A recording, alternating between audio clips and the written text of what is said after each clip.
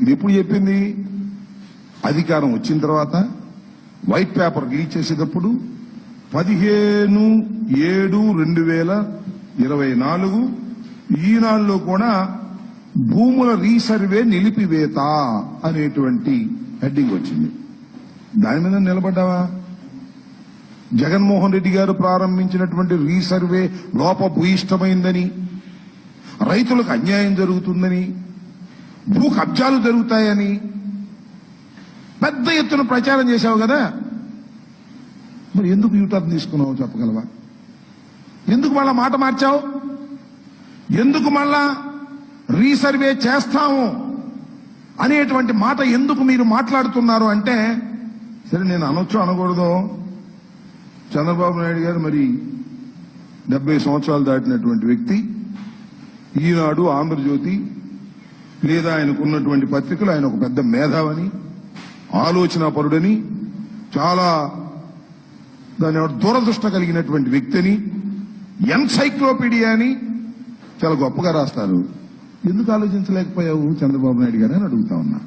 ఎందుకంటే కనీసమైన minimum knowledge మీకు లేదు.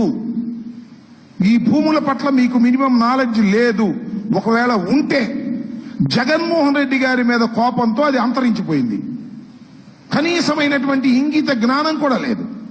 నేను మనవి చేస్తున్నా, బ్రిటిష్ వారి టైంలో భారతదేశానికి స్వాతంత్రం రాకముందు 20వ శతాబ్దపు మొదటి రోజుల్లో బ్రిటిష్ వాళ్ళు ఈ భూములు సర్వే చేసి రాళ్లు వేశారు. అప్పటి నుంచి ఇంతవరకు అసలు సర్వేలే జరగల. కానీ కేంద్ర ప్రభుత్వం నీతి ఆయోగ్ దాన్ని రీసర్వేలు చేసి భూముని, ఎవరి భూములను వారికి రక్షణ కల్పించాలనేటువంటి ఉద్దేశంతో ఒక సమగ్రమైన చట్టాన్ని భారతదేశ వ్యాప్తంగా తీసుకొచ్చింది. దానిలో భాగమే ఈ రీసర్వేలు. మీకు ఒక విషయాన్ని ఇక్కడ మనవి చేస్తా. నాకు పెద్దలు చెప్పినటువంటి అంశం, చాలా సీనియర్ ఐఏఎస్ అధికారి చెప్పాడు నాకు. ఏమనంటే, ఇతర దేశాల్లో భూ వివాదాలు వెరీ మినిమం 3% మాత్రమే ఉంటాయి, మాక్సిమం ఉంటే 3%. మన భారతదేశంలో ఎంతో తెలుసా? 60 to 70% భూ వివాదాలు. కోర్టులు చుట్టూ తిరగటం. ఏదో స్వామి చెప్తారు, కోర్టుకు వెళ్ళిన తర్వాత జడ్జిమెంట్ వచ్చిన తర్వాత గెలిచిన వాడు ఏడిచాడంట, వాడిపోయినోడు ఏడిచాడంట.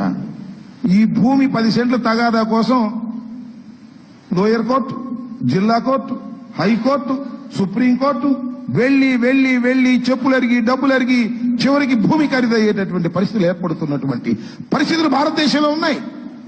వీటన్నిటినీ కూడా క్లియర్ చేయడం కోసం సర్వే చేసి భూమి హక్కుని ఆ భూమి హక్కుదారుడికి ఇవ్వాలనేటువంటి ఉద్దేశంతో రీసర్వే ప్రారంభించింది జగన్మోహన్ రెడ్డి గారి ప్రభుత్వం. ఒక విప్లవాత్మకమైనటువంటి రీసర్వే. దీని ద్వారా రైతాంగానికి, భూ యజమానులకి రక్షణ కల్పించాలనేటువంటి ఒక సదుద్దేశంతో ప్రారంభించబడినటువంటి ఈ రీసర్వేని ఇష్టం మాట్లాడారండి.